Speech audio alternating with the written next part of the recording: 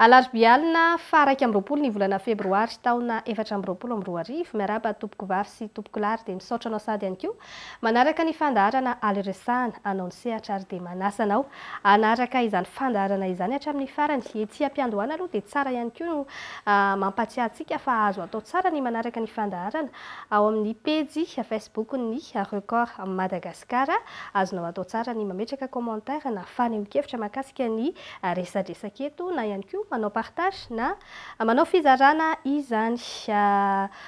mazava ho azy moa izany fa mandray vahiny ny fandaharana ho amin'ity anio ity Andriamatoa Raty Arsan Jean Navanda filoha mpanorona ny fikambanana Sagasy sady mpikambana ihany koa eo anivon'ny NGPM na ny nouvelle génération politique malagasy misaotra anao tompoko nanaika sainy ny fandaharana ary tonga soa ihany koa. Miarahaba ny mpanaraka amin'ny fandaharana ary miarahaba ny mpanolotra ny fandaharana ianareo teknisiana tsy adino ihany koa ary mikasitraka ny televiziona Record nanasa ny tenanay tapatapakatra sy idinidinika eto amin'ny fandaharana aleo resahana anainy sehatra makasitraka indrindra. Maromaro ihany ny loha-hevitra izay horesantsika ato anatin'ny fandaharana malalaka ihany koa ny faneho-kevitra amin'izay hoe anao ny sehatra izay fa nomboantsika izany dia mahakasika indrindra ny anisan'ny hoe vaovao mafapana tamin'ny herinandro iny ny nivoahan'ny daty mpifidianana izay navoakana avy eo anivon'ny voamera-pirenena mahaleo tena misahana ny fifidianana ho an'ny daty ny fifidianana solombavambahoaka izay totosaina amin'ny 27 ny volana May 2024 ny fifidianana ny ben'ny tanàna kosa dia amin'ny fahaenina ny volana Novambra taona 2024 efa maro dia maro ny faneho-kevitra nentsika tao anatin'ny fandaharana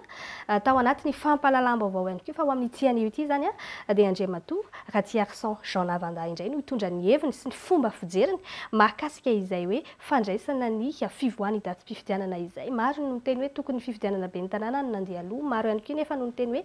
mety io satria efa nisy ny fanapahana navoaka ny HCC ho anao manokana fandraisana ho an'izay tompoko. Voalohany aloha araka ny lalam-panorenana io fifidianana solombavambahoaka io satria fantatsika tsara fa takina izay anaovana fifidianana mandahy imperativa zany ny any solombavambahoaka zany hoe tsy azo hitarina io dia raha araka ny lalam-pandrenana zany dia tokony eo mihitsy no hanaovana n'ilay fifidianana io zany tsy tokony hoe asiana devitra ny daty ny fifidianana solombavambahoaka. Fa ny fifidianana communal ny ben'ny tanàna iny zany no tokony hoe hipetrahan'ny fanontaniana hoe fa maninona no nandraisana fipetra manokana mihitsy ary tena hoe nandraisana lalàna manokana mihitsy mahakasika ny fametrahana PDS sy tsy nanaovana ny fifidianana ben'ny tanàna izay tsy misy antony raha araka ny fijeriko azy satria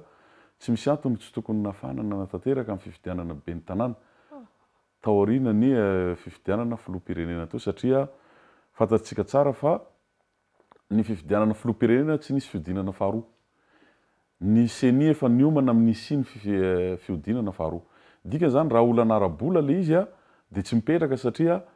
nisy vola nanomanana fifidianana filoham-pirenena. Dikan'izany hoe azo natao tsara na natanteraka ny fifidianana ben'ny tanàna vao vita ny fifidianana filoham-pirenena. Dikan'izany ho ana manokana dia hoe politika le izy kajy le izy satria ny antony tsotra le izy mijery zany izy hoe raha alefa lay fifidianana ben'ny tanàna le izy zany hoe tsy mandeha lavitra le kajy kajy ho an'Antananarivo fotsiny ane io zany hoe fantatritsika fa fifidianana filoham-pirenena teo dia fifidianana somary ataontsika hoe nisy disadisa politika. Rehefa nandeha le fifidianana ny zavatra hita dia hoe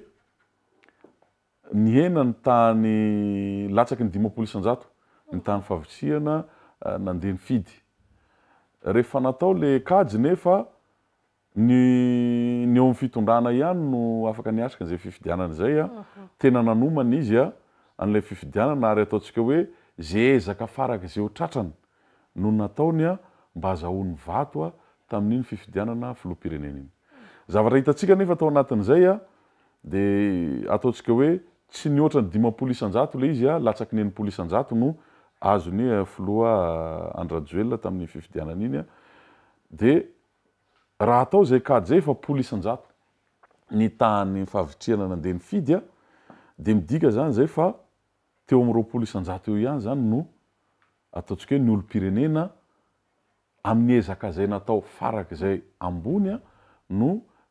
nametraka fitokisana tamin'izao fitondrana zao. Dikan'izany raha ho alefa zany fifidianana ben'ny tanàna,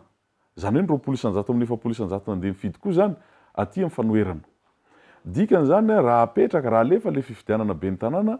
dia ohatra mampatahotra ihany fantatsika ny vokatra teto Antananarivo. Mampatahotra ihany raha ohatra ka ho alefa aloha le izy dia mety ho lasa fanoherana ny tanàna na Antananarivo. Dia mazava ho azy zany fa mety hivadika verina makianja demokrasia azy Ambohijatovo ohatra satria fa efa ben'ny tanàna zany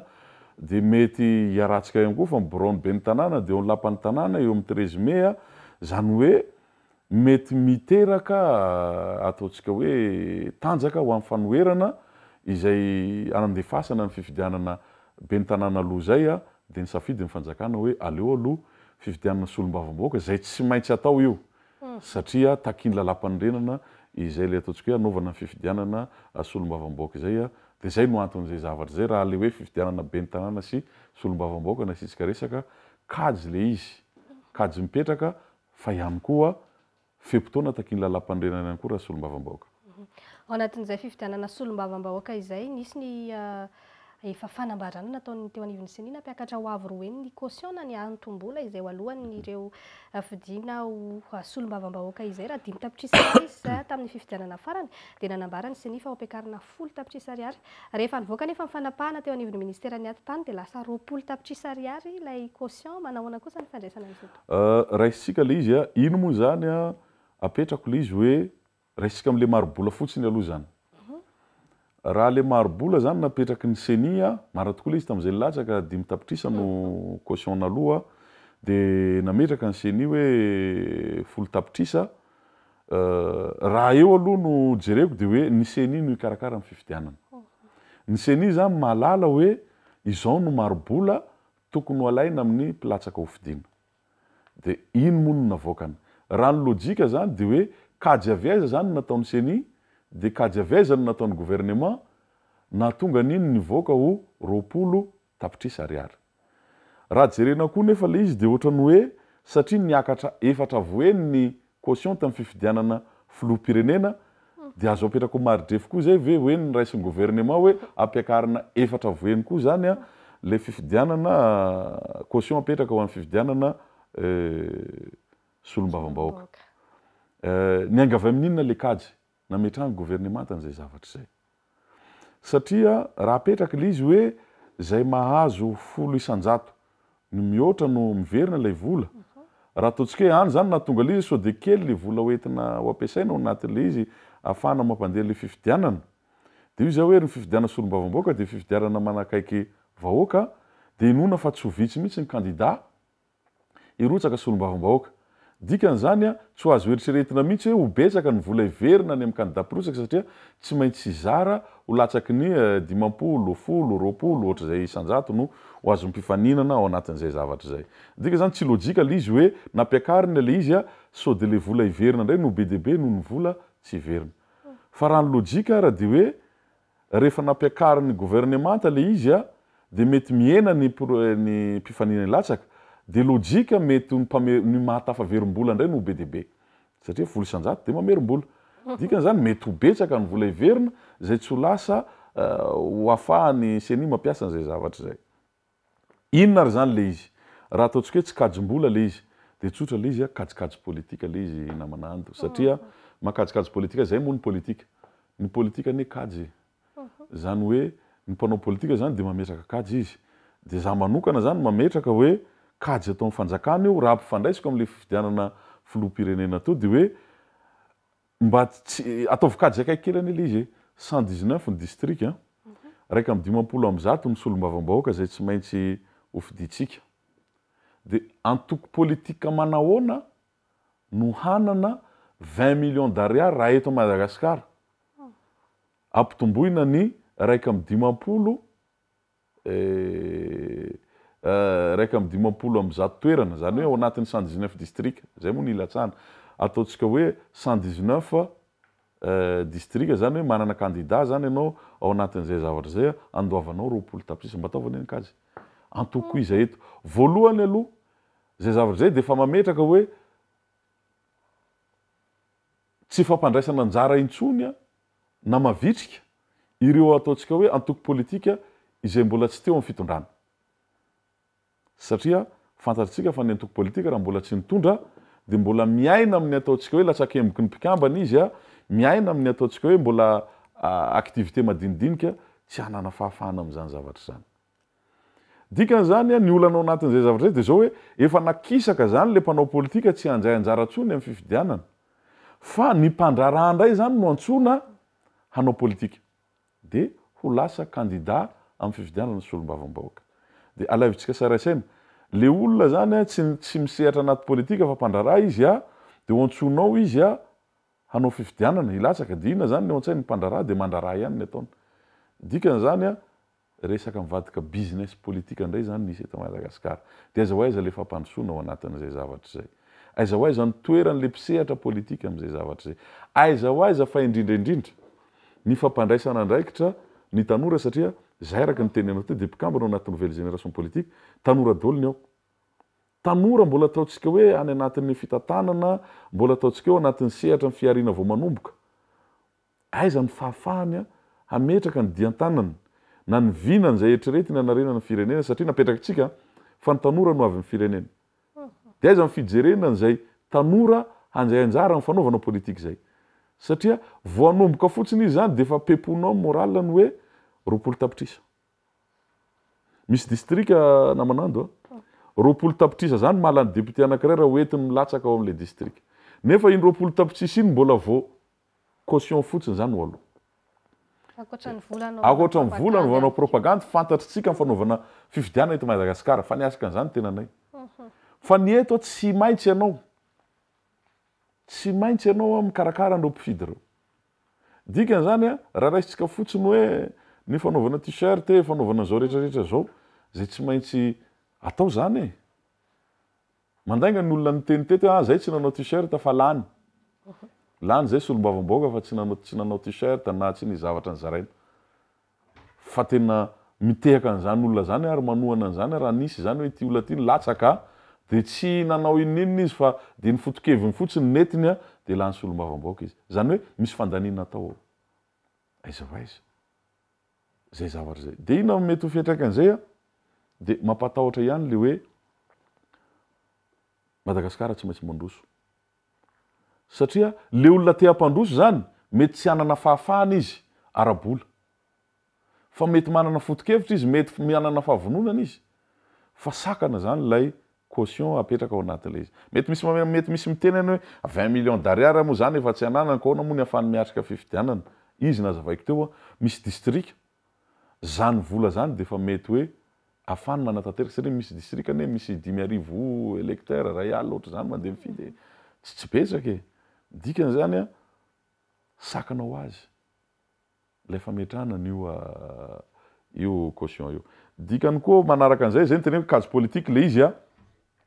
fantatra maso miara mahita atsika fa ny fitondram-panjakana amin'izao fotoana zao zay manana ny tokony isy azy de matanjaka izy arabola zay ny izy namanando de nampiasainy zay tanjaka arabolan'izay mba hafahany mieliminer ny adversaireny satria fantany izy hoe somary tsy de natanjaka izy tato amin'ny fifidianana filoham-pirenena raha le isan-jato nyresantsika teo satria efa nao rery manao baolina mbola 50 isan-jato tsy mihoatra ny 80 isan-jato no vato azonao tsy maintsy mametraka kajy izy tsy maintsy mametraka fomba rehetrarehetra izy satria io fahefana mpanao lalàna io no manana fahefana ihany koa manongana ny filoham-pirenena amin'ny fomba rehetra zany tsy maintsy ho atao ny fitondrana misy amin'izao fotoana zao ny anana ny majorité ao anatin'ilay assemblée nationale mba hampamary toerana azy dikan'izany tafiditra anatin'izay kady zay mba hampihena n'ilay mpifaninana mba nomezana tombony ny candidat zay mety hotoana ny fanjakana mety ahomby ve zay kajikajy zay raha ny fijerinareo anazy mety ho maro koa ve reo hoe hiemotra nday raha efa niatreritra hoe hirotsaka ao amin'izay fifidianana sy olom-bavam-bahoaka zay mety ahomby ve zay kajy zay politika moa io zay no paikady apetraka ny fitondrana manao politika de anjaran'le mpifaninana ndray koa mametraka paikady anoherana an'izay paikady zay tena sako milaza eto fa hoe raha ohatra zany ny aty amin'ny fanoerana ka mivondrona de miaraka mametraka candidat tokana ifaninana ao anatin'izay le fifidiana solombavam-baoaka zay amin'ny district de azo antoka fa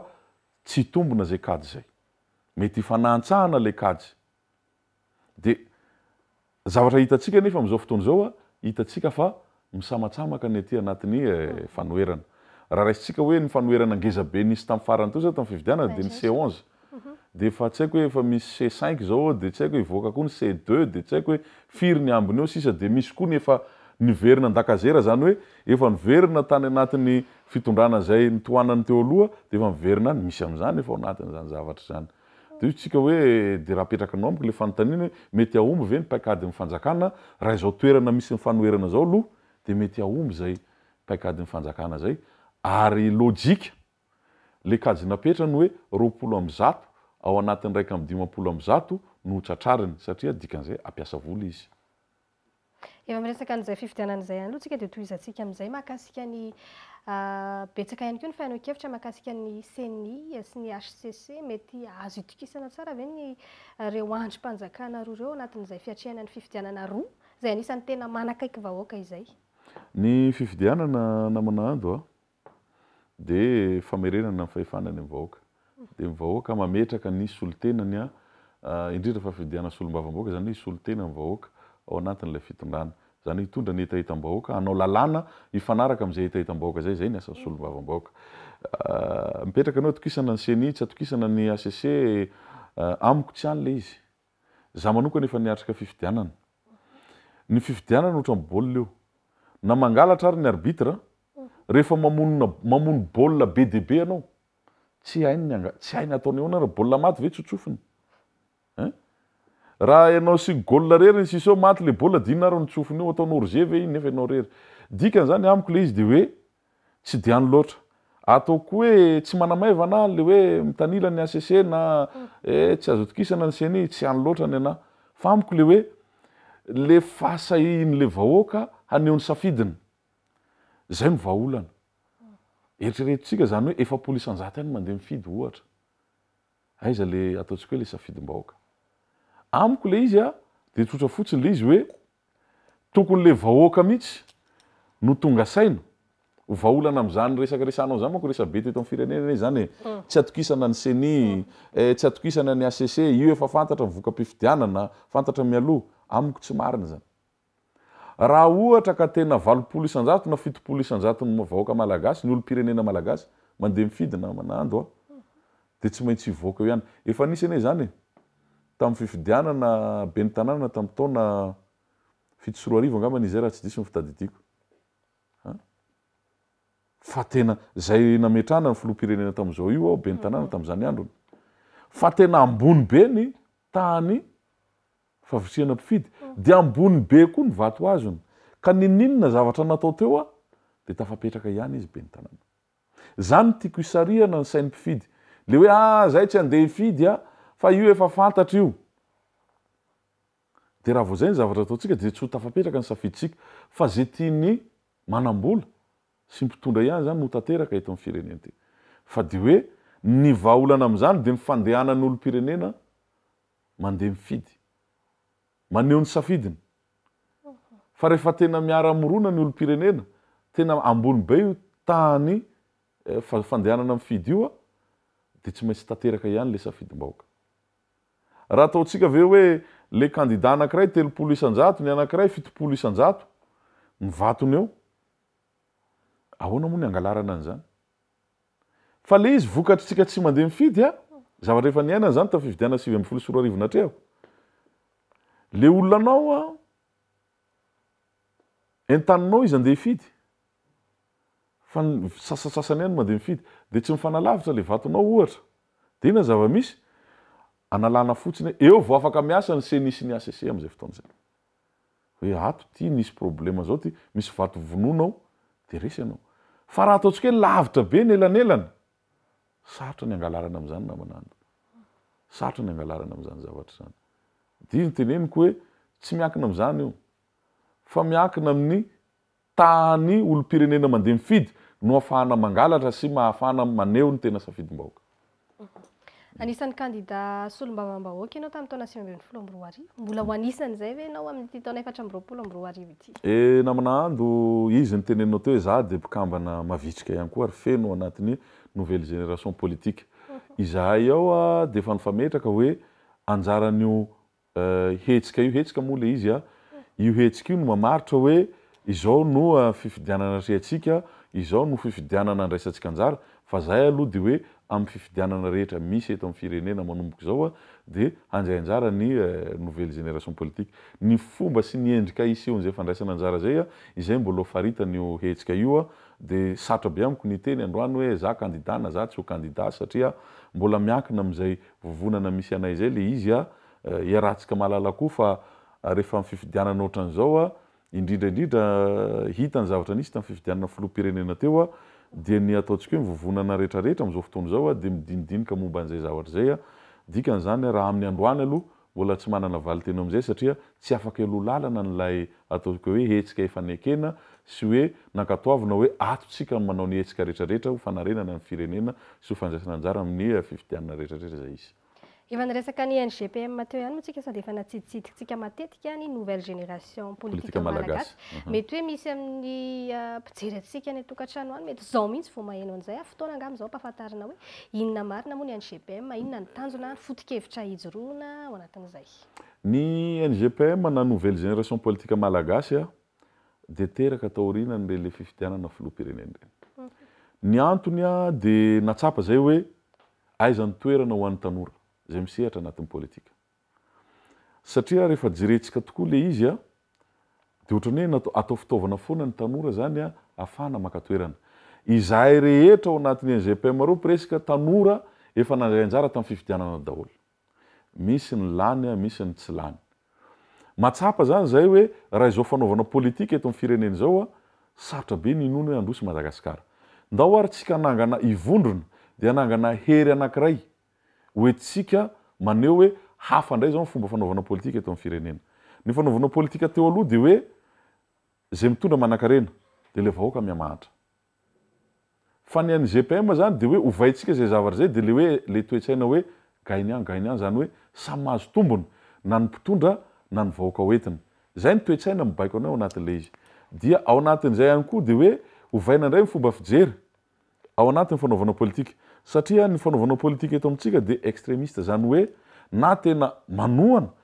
de iny le hoe misolelaka mihitsy na tena manohatra de zay rehetra ataon'ny fitondrana de tsy mety avokoa. Zany hoe zay ao anatin'ny NGPM zany manova an'izay fomba fijery zay amin'ny fanaovana politika zay de hoe rehefa misy zavatra mahasoa ny firenena de mitehaka zay. Rehefa misy zavatra tsy mety ao amin'ny firenena de miteny zay. Raha misy zavatra tokony ahitsy de manitsy zay. Raha misy zavatra tokony ho tenenina de miteny zay. Zay zany no toerana sy ataontsika hoe foto-kevitra hijoroany nouvelle génération politique malagasy. Zay teneniko efa maherika Madagasikara ary le tanora mpitarika politika ny ataoko hoe ny 70 isan-jatony de ataoko hoe fampikambana ao anatin'ny nouvelle génération politique eto Madagasikara. De misokatra io ho an'ny mpitarika politika tanora na mpitarika fikambanana tanora zay vonona hoe hitondra ny anjara borikiny ampandrosoana ny firenena. De raha fitiana zay rehetra zay de hoe mametraka zany zay an'le teny filamatra hoe manohana ny fampandrosoana fa manohatra kosa ary tsy sorona ny fampahantrana ny firenena. De mifototra amin'ny ady amin'ny kolikoly satria io ny fantatray fa tena fanohitra ary mampahantra nyty firenena ity de ny fisian'ny kolikoly. Zay moa no nahatonga anay raisiko ohatra raha nanao an'ireny kabarin'ireny ao ny filoham-pirenena hoe hiady amin'ny kolikoly tena niteny zay amin'ny nouvelle génération politique hoe vonona zay koa amin'ny angady sy arina ifanometanana raha hiady amin'ny kolikoly. De napetraka anay hoe misy an'ireto ary ahoana ny ijerenan'ireo zavatra ireo miandro moa tsika satria napetraka ny filoham-pirenena koa ny 100 andro. Aorianan'izay de manako-tenenina indray ihany koa ny NGPM hoe inona ny vita, inona ny tsy vita, inona ny lesoka, inona ny tokony renina, inona ny tokony ifanomezana tanana. Zany hoe ao anatin'izay rehetra izay zany ijoro panelanelana ny eo anivon'ny NGPM. Tsy panelanelana ny NGPM namanando. Fa mpisehatra politika mihitsy. Ary le misehatra zany hoe mandray acteur politika mihitsy zany ny NGPM. Panelanelana zany koa manao médiation ianao. Zany hoe sady tsy atso anao ny tsy ato tsy zay. Zay manana foto-kevitra ijoroanay. Zay ny teneniko teo zay. Fa zay kosa araka ny tenenay teo de hoe zay tsy anao fanaovana politika ohatrany nataon'le ray aman-dreny taloha na zavatra ohatrany hoe tia misy lalana vita dia tsy vita io tsy ilaina io satria manino any anaty fanoherana ianao rehefa navita le mpitondra dia miteny zay hoe vita le tary fa raha misy zavatra nampanantenaina io tsy vita dia miteny zay hoe tsy vita le tary dia raha misy zavatra fantatra ihany koa fa mahasoa ny firenena fa tsy ataon'le fitondrana dia miteny zay hoe ity tokony natao fa tsy ity zany hoe mipetraka izay am'le toetsaina te hampandroso manjainjara zany zay fampandrosoana manjainjara zay fampandrosoana ary zay mahatonga anay miteny foana hoe ity zavatra ty tsy makany fampandrosoana ity zavatra ty tsy matateraka ny fampandrosoana eritreretin'ny filoham-pirenena tiano atao filoham-pirenena tena Madagasikara tsy maintsy mandroso eny tompoko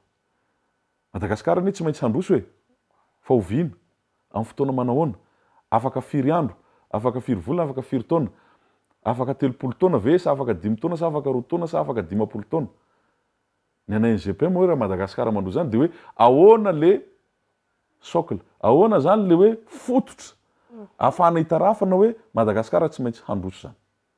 dia io no mahasarotiny anay io fototra iangana ao anatin'ny fampandrosoana ny firenena io moa ny filoham-pirenena raha iresaka ny GPM zany tsika ny filoham-pirenena nametraka iny hoe misy andro anankitelo zay hoentina ampandrosoana Madagasikara dia zay mahita hoe amin'ny mahampitondra azy dia andro anankitelo no hitany fa raha firenena ny resahana zay ny GPM mahita hoe andro anankefatra no mahatsangana trano anankiray rary ny azy raha 3 no raisiny fa le ray fa 4 ny vahoaka iny le apetraky ny NGPM hoe horaisina NGPM raha zay zany le kisarisary apetrakytsika hoe mifanjakana nametraka andro anankitelo dia zay atao anatin'ny NGPM zany ametraka hoe misy andro anankiray zay tsy maintsy ajoro zay vao mijoro tsara io firenena io na mijoro tsara io trano ino io andro io le maso io andro iankinan'ireo telo reo raha tsy misy zany le maso mijery manara-maso an'io anankitelo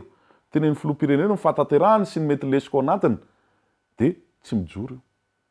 dia iny mipetrahana NGPM hoe ty andro ray fa 4 tia no hipetrahana NGPM dia maso miara-mahita n'le ataon'le fitondrana dia mahita kosa hoe mety na tsy mety dia andrimaso io andrimaso io andro fa 4 zany hoe andrimaso any vahoaka io iankina ny fahatanterahany sy fahatombombana n'le fiorenan'le firenena na fiorenan'le trano zay zany izy raha ataontsika hoe ampivadina amin'ny zavatra resahan'ny fitondrana sy aty amin'ny fanoherana dia mety manontany aiza ho aiza moa zany toeran'ny fanoherana ao anatin'izay zavatra zay raha mipetraka amin'ny NGPM ny anay NGPM zay mipetraka hoe zay tsy amin'izany hoe manohana na manohatra zany rehefa hitanay fa mety ny zavatra tenen'ny fanoherana dia manohana zay rehefa hitanay fa lalana makany amin'ny fampandrosoana no zavatra hoentin'ny fanoherana dia mitehaka ihany koa zay plasiny izany hoe amin'ny mahatanora zay ny izy tanora ray aman-dreny daholo eny anao anatin'ny fanoherana anatin'ny fitondrana amin'ny mahazanaka anao zany dia mijery mety zany ataon'ny dada zany na mety raha raisika hoe dada zany le fitondrana dia neny ve zany le ataon'ny fanoherana dia anao mahita ka mety ty fa mety dada sy neny mifandona eo fa ny zanaka mahatsapa tsy marina kosa ny anyneny dia zay le hijoronay le hoe aleotsika mipetraka eto satria raha izao zavatra misy ny firenena zao raha tsy mijoro zany ataontsika hoe andro fa 4 anankiray zay ataontsika hoe andro maso zay afaka mijery sy mametraka hoe ty eto dia tsy ho tanteraka mihitsy ny fampandrosoana ary io koa ny nouvelle génération politique malagasy dia sehatra mivelarana io mba ahafahana mampanjainjara tokoa ny tanora amin'ny fampandrosoana ny zavatra atao moa isetsika be deaibe ho ataonay ao anatin'ny nouvelle génération politique atoato anatin'izany ny resaka conférence débat anatin'izany ny maro ny hetsika zay ataonay hitety mifatra mba ahafahana mifampizara amin'ny tanora afampizara amin'ny olom-pirenena hoe inona marina moa ny tsy nampandroso atsika dia inona ny tokony atao ampandrosoana atsika zany no ado-hevitra tianay hoentina eto amin'ny firenena namanando fa tsy hoe olona no anaovana ady-hevitra eto ty firenena ty sahirana inona no nahatonga azy sahirana inona no ahafahantsika miala ao anatin'ny fahasahiranana manana hevitra ngeza be amin'izany satria izy teneniko anao tao hoe olona efa nandray anjara amin'ny fifidiananao ny 70 isan-jato na 80 isan-jato ny mpikambana ao anatin'ny NGPM zany hoe olona efa nanana vina tanora nanana eritreritra hitondra ny anjara biriky ny ampandrosoana ny firenena dia manentana koa zay manaraotra ihany eto hoe tanora manana vina sy anina rehetrarehetra misokatra midanadana ny nouvelle génération politique malagasy natao atsika io sehatra satria fanaovana politika eto Madagasikara koa misy an'izany namanando reo ray aman-dreny reo tsy mamelanao mba anana anjara toera zany raha tsy ataontsika hoe tena fa sanatry ny vava ve mikipy ve maso efa ny akoatrany ve vao sahirantsika hoe aiza indray le relève manomana an'izany ny ao anatin'ny nouvelle génération politique malagasy. Raha zany mahakasika ny NGPM aiza ho aiza kosa amin'izao fotoana izao mahakasika ny zagasy izay efa somary nangingina ihany izy teo aloha teo efa niverina soamantsara koa moa zany ianao amin'izao fotoana izao efa hita misehatra amin'izay politika izay aiza ho aiza indray zany mahakasika ny zagasy ny zagasy dia fikambanana izy io namolavolanay olona ny karakaranay toetsain'olona dia misy fotoana koa zany hoe mamolavola ianao dia misy fotoana ianao mijery an'le zavatra namboarinao sy mivolavolainao tao anatin'izay fotoana zay dia nijery zay aiza ho aiza ary zany le izy manaraka an'izay zay dia nanana fomba fijery ohatran'izao tao anatin'ny zagasy hoe rehefa misy mpitondra lany eo dia mijery alohatsika dia rehefa tonga ny vanim-potoanany fifidianana raha inzay anjara amin'ny fifidianantsika dia manentana indray tsika ny mpifidy eo amintsika manentana tsika ny zagasy rehetra zao satria nane efa toetsaina ho ale izy hoe zay zagasy mana zay fijery zay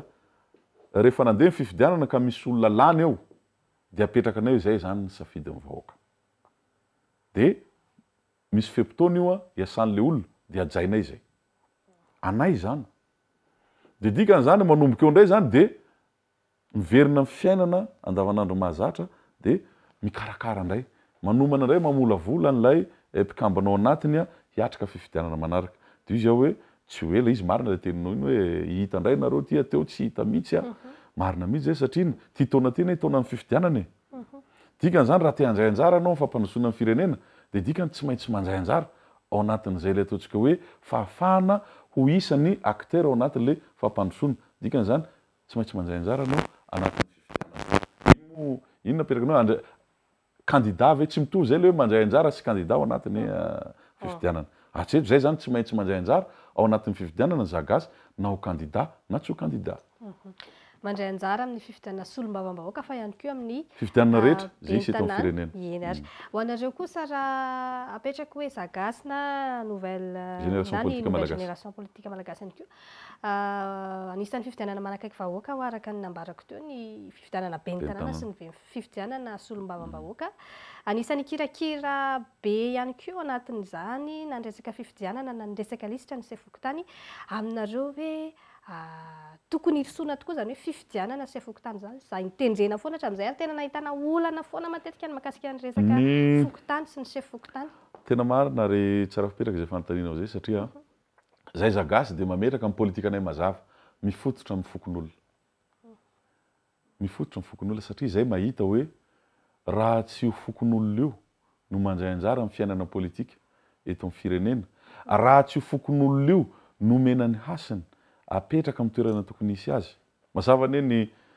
savaranonando amin'ny lalam-pandrenantsika fa manome hasiny zany atao hoe fokon'olona zany na ny anatin'ny fitsinjaram-pahefana ny anatin'ny lalam-pandrenantsika any dia mbola mametraka an'izany fokon'olona zany ary raha misy ny fifidianana tokony ho atao mialoha ny fifidianana rehetrarehetra raha izay ao anatin'ny zagasy dia ny fifidianana filoha-pokon'olona na filoha-pokotany satria inona ny antony dia zao ny akamaroantsika eto amin'ny firenena dia ataontsika hoe mifampiataka be le tanàna zany misy olona teneko anao namana ando any amin'ny tena ataontsika hoe mba mivoatra desaka be any mbola mieritreritra izy fa raha Jonary Mampianina mbola filoham-pirenena hatramin'izao azonao mbola misy ara mbola alolohan'izay mbola mieritreritra hoe filoha Ravalomanana mbola filoham-pirenena amin'izao fotoana izao dikan'izany lay fifidianana filoha-pokotany iny zany ny tena hoe fanohitra amin'ny fampandrosoana satria le olona tiany mihitsy ary mampazoto azy handray anjara amin'ny fiainana ao anatin'ilay fokotany satria le olona mifidiny mihitsy no mipetraka eo fa ny lalam-pandrenantsika moa tsy mametraka an'izay zavatra zay ary raha ao anatin'ny vonovoaka paritsy ny zatra-pahefana dia tsy tafiditra anatin'izany ny fokotany zay ataoko hoe mampalahelo ihany raha zay ao anatin'ny zagasy satria inona le izy harenantsika ane zany fokotany zany harenantsika ane zany fokon'olona zany satria inona ny antony maneran-tany tsy misy firenena manana rafitra fokon'olona zany raha tsy tsika eto Madagasikara Dikan'izany raha te hampandroso firenena anankiray ianao de zay identité zay mahay ianao zay no ianganao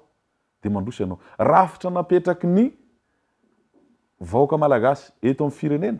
talohan'ny repoblika akory aza de nyrafitra fokon'olona dikan'izany raha vononao hasiny io de tsy ho tanteraka mihitsy le fampandrosoana satria manino olona miravoravo tanana no hitanao olona miravoravo tanana no hitanao ary zay manokana ary namanando raha ao anatiny ataontsika hoe vina mpiarahamoniny ny fikambanana zagasy satria matoko manao politika de mieritreritra hitondra firenena de hoe tsy misy olona tokony ho tonga filoham-pirenena raha tsy efa nandalo lany filohampokon'olona lany ben'ny tanàna avy eo lany solombavam-boaka lany filohan'ny faritra lany filohan'ny faritany zay olona efa nandalo an'izany no azo antoka fa tokony ho filoham-pirenena amin'ny filatsahana filoham-pirenena amin'izay fotoana izay de hoe mazava fa fantany daholo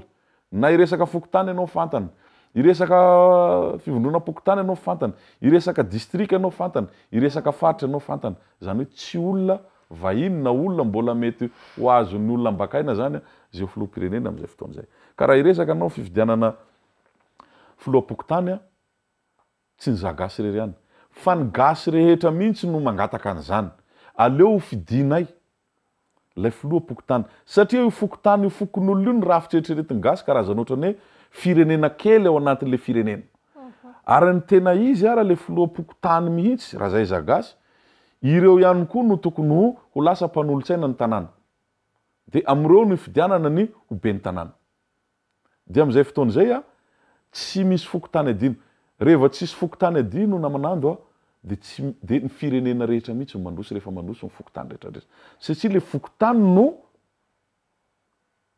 fototra iorenan'ilay firenena zany hoe ny fokon'olona ny fototra iorenan'ilay firenena ho ana ny zavatra tsy azo mpanao politika na mpitondra ane de zao hoe ny toetsain'ny gasy ane ohatran'izao ny gasy tia mandray andraikitra fa tsy mandray andraikitra izy rehefa tsy nomena fahefana andray andraikitra ny fanomezana fahefana de amin'ny alalan'ny fifidianana dikan'izany raha tsy averinao any amin'ny fokon'olona ny fahefana hifidy an'izay ho filoham-pokotany eo de tsisy fampandrosoana azo eritreretina zany eto za samy laza an'izany zany Madagasikara tsy maintsy mandroso zany raha mbola tsy fidin'ny fokon'olona no filohan'ny fokotany tsy misy Madagasikara mandroso zany eto tsy hiteny anteny ratsiraka hoe foaza satria mety alohan'ny afatesako mandroso Madagasikara fa raha fatay fapetraka io rafitra iadivana mafy io iadivana izagasy mafy io ny fokon'olona mandroso ty fireneny ty satria samy ampandroso ny fokotany misy azy avy aby isy fananana masina eto amin'ny firenena de miverina ny asin'ny fiarahamonina malagasy tsy misy tsony zany ataontsika hoe miena ny tsy fandriampahalemana amin'izany fotoana zany satria hipetraka ny dinapokon'olona handrindrana ny sosialy ny fandriampahalemana ny rehetrarehetra reny rehefa mandray ndraikitra io fokon'olona io tsisy zavatra atahorana zany mandro vony vaty mpitondra amin'izany fotoana zany fa le izy moa izy teneniko teo hoe misy olona ne manana tombony amin'ny tsy fandrosoany ty fireneny ty misy vondron'olona manana tombony amin'izany zavatra zany de tsy ho avela ary misy firenena manana tombony amin'ny tsy fandrosoany Madagasikara dikan'izany raha mbola miankin-doha amin'ireny tsika de tsy ho tanteraka mihitsy zany zavatra eritreretintsika zany hoe andeha ho fidina n'ilay filoham-pokotany fa raha misy filoham-pirenena masama metraka hoe ho averiko any amin'ny fokon'olona ny fahefana toy ny siny tamin'izany fotoana zany zay ny filoham-pirenena azo eritreretina fa hampandroso an'ity Madagasikara ty ary zay zagasy de manohana azy za miteny an'izany androany satria inona ny antony tsy hanohana anazy tsisy hevitra tsony fa tsy maintsy androso Madagasikara raha vao miverina amin'ny fokon'olona ny fahefana zany hoe ny zavatra rehetrarehetra de miainga mifototra ty amin'ny fokon'olona mandroso Madagasikara de ho anay zay filoham-pirenena samy mametraka an'izany hoe ndao ara ho averina any aminareo ianareo mametraka ny dina rehetrarehetra dina sosialy dina mpiarahamonina dina fandriampahalemana any aminareo any de omena fahefana mihitsy nareo hametraka ny lalàna ifampifehezanareo any anatin'ny fokotany any mandroso Madagasikara ka zay ny tena ataoko ohatra tamin'ny teleravavy na zany W na 2 millions isa zany ane tsy mila vola mivoaka amin'ny fanjakana zany rehefa omena fahefana ny fokon'olona izy ihany mamboatra an'izany hainy zany hoe hipetrahany zanany zany afaka mifanantony izy de amboariny zany de ateriny any amin'ny sekoly hipetrahany zanany fa noho ny tsy omenao azy le fahefana de miraviravy tanana izy betsaka ny azo opera ny dalo zany anga misy avy any an-dafy dalo aneo mifokotany izy mipetraka mifokon'olona rehefa mifokon'olona mifampife mifametraka dina miravinao azy any zany ka raha resaka fokon'olona ianao namanahando tena fototra iorena ny vina mpiarahamonina ny zagasy izy io atao ngamba fa nao adiny 3 adiny 4 de tena tsy ho vitantsika eto zany fa ilaina de tena ilaina ny fifidianana ny filoha-pokotany raha ny lalam-pandrenana moa izy io izy ny teneniko to de hoe tendrena le izy fa ialoavana fifidianana kosa le izy atolotry ny fokon'olona zany hoe misy ihany le fifidianana raha ao anaty le izy hoe mifidy zany de manolotra anarana zany ny fokon'olona reto mitapaka anay de anjarany manam-pahefana am'izay no manendry an'ilay ataontsika hoe filoha-pokotany fa ny zava-misy am'izao no mifanohitra am'izany ataoko hoe mbola misy kosa aloha ny fokotany sasany hitako hoe any ambanimbanivohitra any mbola mametraka izay fifidianana zay fa raha neto Antananarivo renivohitra tsy misy tsony zany fa neto de tonga de hoe tendreny préfet tendreny manam-pahefana de normal raha ohatra ka miraviravy tanana le olona eto normal raha tsy voaroka amin'ny fako satria le fako avy any amin'ny fokon'olona fa raha apetraka anao hoe afaka mifanao dina ny any amin'ny fokotany any hoe am'izao mifanariana fako dina zany de miara manaja an'izay fako ohatran'izao ihany nariana atsy tsy betsaka io fako io dikany zany eritreretintsika le izy ina moa ny idirany zany amin'ny fako misy idirany zany ka rehefa fokon'olona mandray andraikitra no ao anatin'le fokotany ny fako any avy any anaty tokantrano fa tsy hoe fako lavy any an-danitra reo ary ny tokantrano any anatin'ny fokotany ny fokotany misy ny fokon'olona rehefa mifampifehy ny fokon'olona milamina ny tanàna rehetrarehetra madio Antananarivo somary manapetra ihany moa fotoanantsika ary tena mandeha de mandeha Ramatoratsy Arsan Jean Navanda fanontaniako farany angambany mialohan'ny amaratantsika azy ny mahakasika indrindra hoe ho anao manokana manahoana ny fomba fijerinao ny tontolo politika eto Madagasikara amin'izao 4 zao tontolo politika eto Madagasikara amin'izao taona 4 zao mampalahelo le izy satria lasa morona kokoa lasa misy baiko ao anatin'le fanaovana politika hoe tsy maintsy manambola ianao vo afaka misehatra anatina politika zavatra rehetrarehetra zany amin'ny fanaovana politika de baiko ny vola te sarika ihany zany ao anatin'izay zavatra zay de le hoe raisitsika ohatra zao hoe raha ny lalàna moa misy zany zavatra zany de tokony hoe misy famatsim-bola omeny fanjakana ny antoko politika zavatra misy indray nefa ty zao ohatrany hoe solaina indray raha zay le fiteny zatovy am'izao solaina indray ny antoko politika mba tsy hanambola mba tsy hatrika fifidianana zany zavatra zany zavatra mifanipaka de mampalahelo tena hitako hoe mihemotra ny demokrasia eto Madagasikara satria le fahafahan'le olona ny demokrasia manko tsy vitany hoe mandeha mifidy fotsiny fa le fandraisan'ny olom-pirenena amin'le andraikitra ao anatin'le fifidianana filatsahana hofidina ihany koa de efa demokrasia zany zavatra zany de raha zay no apetrakanao zay fanontany zay de hitako hoe mihemotra zany fanaovana politika fa indrindrandrindra ny demokrasia eto amin'ny alalan'ireo sakatsakana iresantsika fotsiny eny caution iny fa lasa misy kolotsaina ny eto hoe tsy maintsy fidina le mpifidy misy an'izay kolotsaina zay lasa voavoly am'izao fotoana zao nateraky ny fahantrana de lasa amidin'le vahoaka tsy le mpanao politika no mivarotra an'le no mividy an'le safidy fa le manana le tompon'le fahefana mihitsy mivarotra nanao takalo vola takalo zavatra n'lay fahefana zany hoe takalo hanina zany de atao ahoana moa lasa safidy indray zany le mivarotra an'le safidy de politika manao ahoana zany no isy eto politika mpanambola dikany zany na manana hevitra tsara manao ahoana anao ampanosoana an'le firenena rehefa tsy manambola ianao de tsy ho anisany olona zay rehetraretiny hoe afaka hisehatra am'izany fampanosoana na anjainjara amin'ny fifidianana ka ahafahanao manana toerana ahafahanao mametraka amin'ny vinanao ampanosoana an'le firenena eny ary araka nambarako teo moa de tena manapetra de manapetra ny fotoanantsika tapitra sahady any koa ny 5 minitra latsaka kely misaotra betsaka anao nanaiko asain'ny fandaharana de manantena mbola hitanao eto amin'ny fandaharana indray amin'ny fotoana manaraka makasitraka ny televiziona record makasitraka indrindraindrindra ihany koa fandarana leo resahana anao ny sehatra ampanolotra ihany koa isaorana indrindra nareo teknisiana Zay moa amin'ny mampanao politika anay vona foana zay rehefa saina misehatra ohatr'izao satria ny ainao manjery koa anisan'ny sehatra afahana mizara ny hevitra ampandosoana nyity fireneny ity